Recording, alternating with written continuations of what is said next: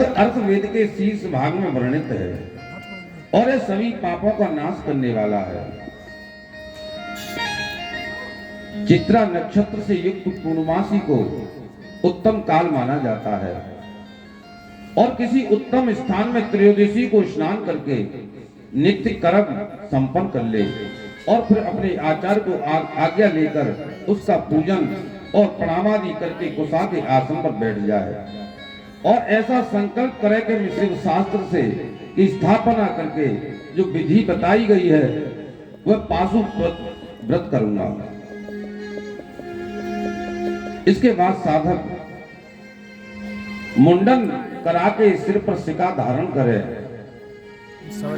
और मृगचर्म ही धारण करे, वस्त्र धारण करे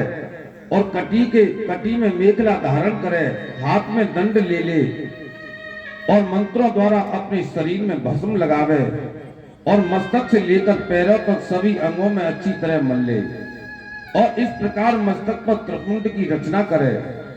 तीनों संध्याओं के समय ऐसा ही करना चाहिए, इसी को पाशुपत व्रत कहते हैं।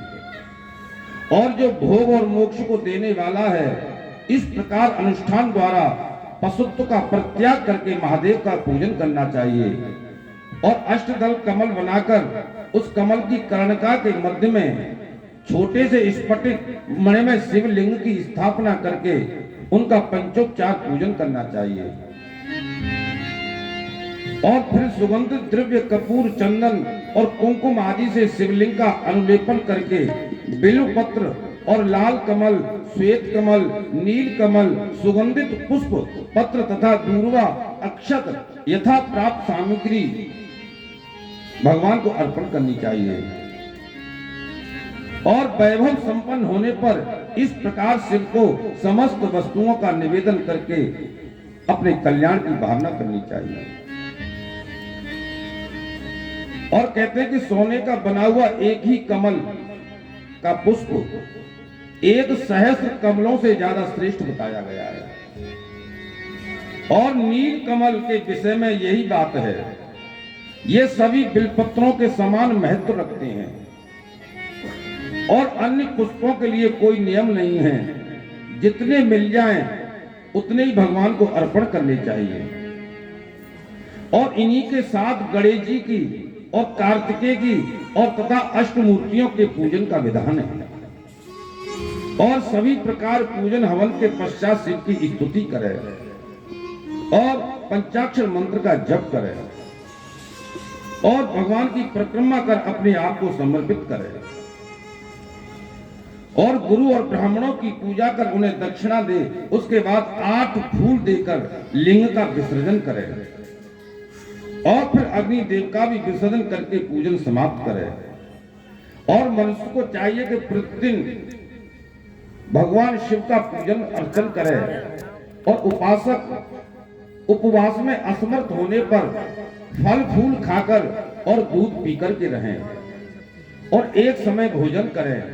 और भूमि पर भस्म पर अथवा मृग चर्म पर शयन करें और प्रतिदिन ब्रह्मचर्य का पालन करते हुए इस व्रत का अनुष्ठान करें। मन वाणी द्वारा पाखंडी, पतित आदि से बात ना करें और क्षमा दान, दया और सत्य भाषण करें और मन निरंतर सुख के स्थान में लगा हुआ निष्काम भाव से करता रहे। और इस संक्षेप से व्रत की सामान्य विधि कही गई है जो मैंने आप लोगों को सुनाई है। इसे प्रत्येक मास में शिव पूजन की जो विशेषता है उन्हें भी सुनाता हूं। कहते हैं कि हे ब्राह्मणों, वैशाख मास में हीरे के बने हुए शिवलिंग का पूजन करना चाहिए और ज्येष्ठ मास में मरकत मणिमय लिंग का पूजन करना चाहिए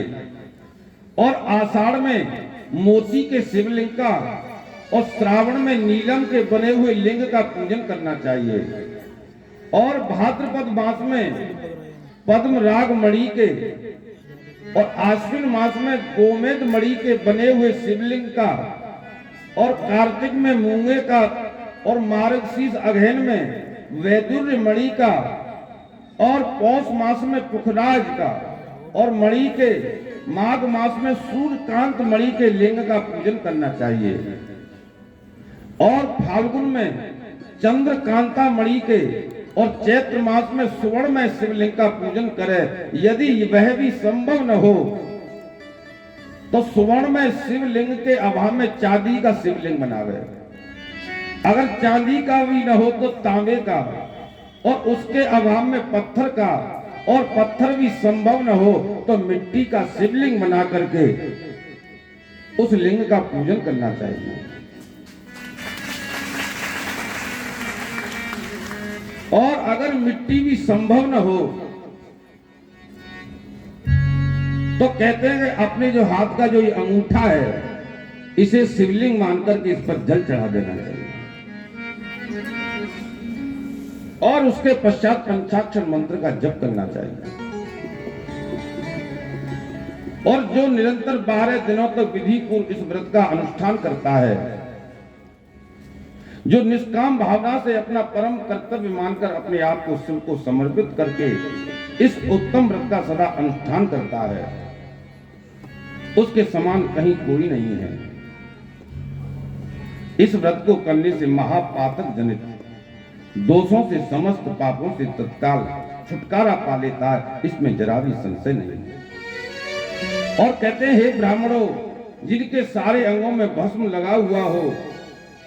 और जो भस्म से प्रकाशमान है, जिसने ललाट में भस्म में त्रिपुंड लगा रखा हो और जो भस्म से नित्य स्नान करता हो, उसे भस्मनिष्ठ माना जाता है। और कहते हैं कि भूत प्रेत पिशाच अत्यंत दुस्सह रोग भी जो व्यक्ति अपने मस्तक पर भस्म लगाता है उससे दूर भाग जाते हैं, इसमें जरा भी संदेह नहीं है। और यह शरीर को भाषित करता है। और ओम नमः शिवाय यह मंत्र सभी मंत्रों से महाप्रबल है और यह सबकी रक्षा करने में समर्थ है और दूसरे मंत्र की इच्छा नहीं करनी चाहिए। इसलिए सभी मंत्रों को छोड़कर केवल पंचाक्षर मंत्र के जप में लग जाओ। इस मंत्र का जप करने से कुछ भी दुर्लभ नहीं रहता है। हे पुत्र, मैंने तुम्हें जो पंचाक्षर मंत्र बताया है उसे मैंने तुम्हारे पिताजी से ही प्राप्त किया है, उसको मेरी आज्ञा से ग्रहण करो। इस प्रकार पुत्र को समझाकर माता ने तप के लिए आज्ञा दी। बोलिए शंकर भगवान की जय।